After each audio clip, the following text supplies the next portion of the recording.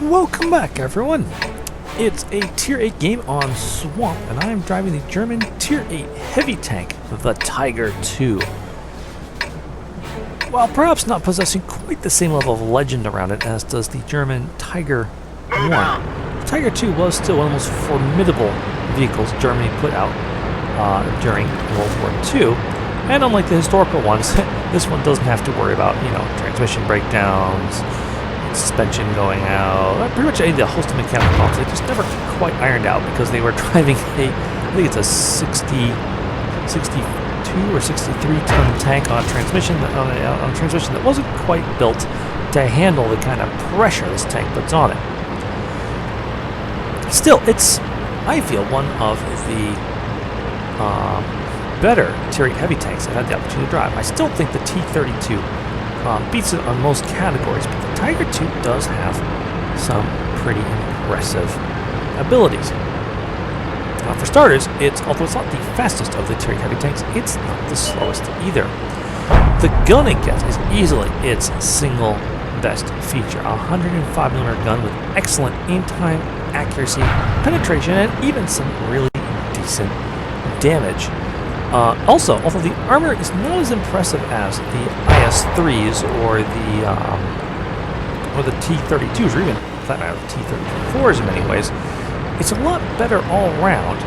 And if you correctly angle side scrape with this tank, it can prove to be an incredibly challenging tank to damage. Only people start catching those flat sides, or they can get clean shots at either your commander's hatch or the underside of your tank, you start having problems.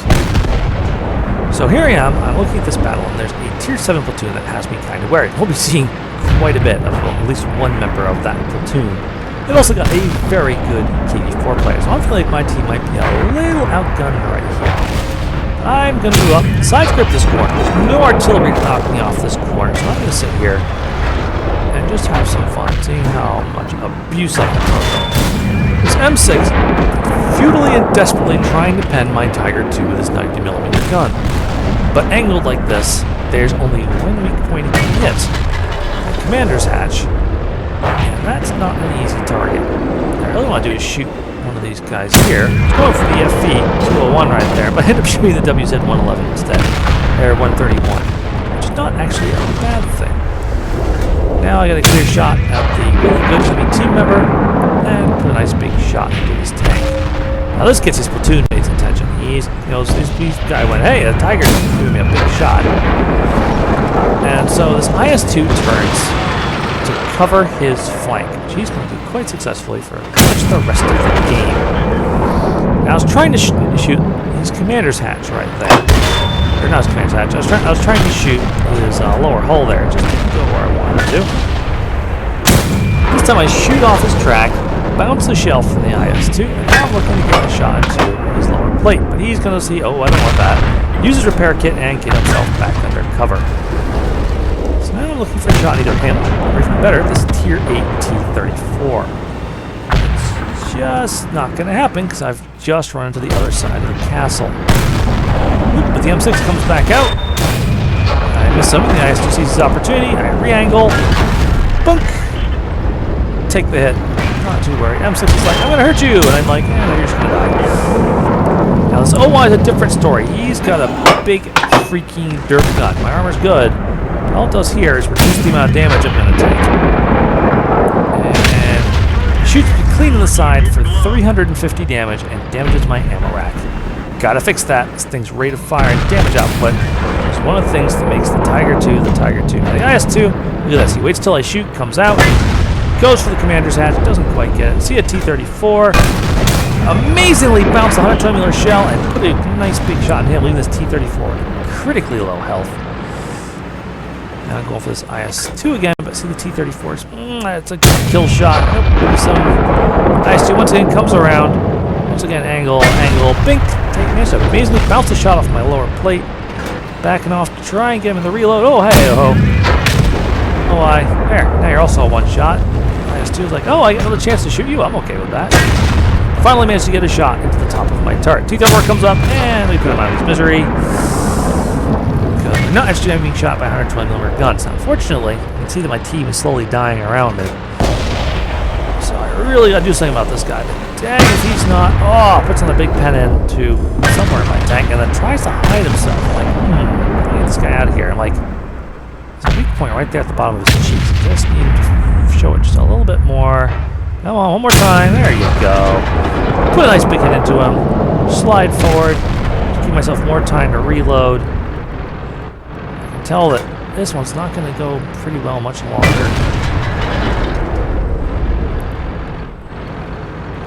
Trying to get this guy without taking too much more damage. I'm not sure how much longer my team's got. 112 goes out and I go, well, I guess I just got to go for it. So I try and get it, but no, I just can't quite seem to get the shot on this guy. He's angled really, really well. So I say, all right, well, we'll track him right there. He's just fired and bounced, so now I got a nice, easy shot at his lower plate. And that's when his platoon mate shows up and starts taking me apart. I put one last shot into him, but at this point, there's no way we have to DPM to save myself. So now, I'm dead, but I've done 3,500 damage. I can see the rest of my team is now closing in on a bunch of badly weakened enemy tanks. The only one who still has most of his hit points, we're going to switch to free cam view here. It was actually the enemy KV-4. Not surprised to see how tough that tank is. The sheer number of friendly tanks left means that these guys are in a lot of trouble. All it's going to take is one mistake by each tank in front of an enemy tank, and they will be turned into wreckage. And there goes the last of the enemy platoon. It's just down to a very crippled WZ and a KV-4, and they're being steadily surrounded by 4 of the 5 tanks left on my team. The only one not moving to surround him is the incredibly new OI player who's going to go and start capping the base,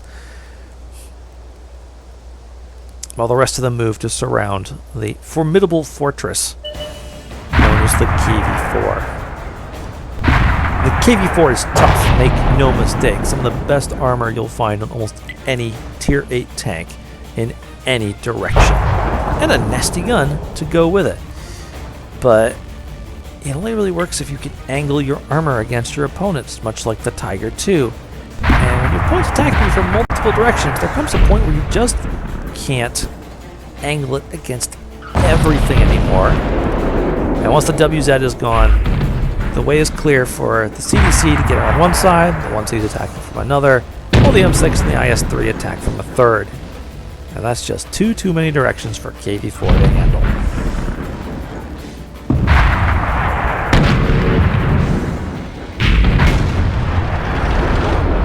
And the KV-4 falls quite quickly to the barrage of shells.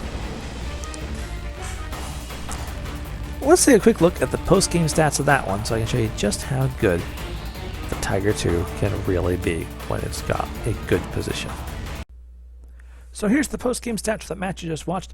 First class mastery, which is pretty nice for this tank, and a high caliber, which is superb, for 30,532 damage. And that was some very close quarters fighting, which is actually where Tiger II generally is kind of only mediocre. The E75 can do that way better, and I'm really looking forward to when I finally get to purchase my E75 and take it out for a spin.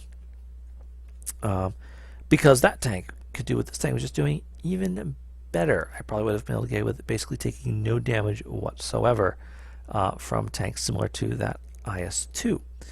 If we go to the next page here, we'll see top of the match by a pretty wide margin. No one else on my team even comes close to 3,500 damage. Never mind their poor team, which also they were able to kill off all the heavy tanks that came with me on my flank. It just took them too long and to kill all of them and me, and as a result they were swept away by the counterattack by the remaining medium and heavy tanks that went around the other flank. You can see that with the exception of their apparently lucky T-29, the Kimbo Awful platoon easily did well and away some of the best play on their team. The KV-4 also had a very solid role in their T-34, but they were unable to carry the weight of the team when a lot of their support was just being torn apart, in particular by myself, but also even some of the other heavy tanks in our team. The KV-3, the T-34 had respectable damage stats. Our KV-4, not quite as good as he might have liked, but having played the K4, I can say that sometimes K4 just refuses to perform, and there's just not much you can do about it. Finally, look at the personal stats screen. 18 shots fired, 16 hits, only 12 pens. The pens is a little low, but I was doing a lot of tracking shots, that IS-2, to try and immobilize him someplace where he'd be vulnerable. Still, managed to bounce 6 shots. Managed to bounce 10 shots and only took 6 damaging hits. And almost all of those are right there at the very end when I was surrounded by the enemy team. There's just not much you can do about that. I managed to come away with a very nice 27,000 credit and just about 3,500 experience. I hope you all enjoyed watching that match. Good game and good night.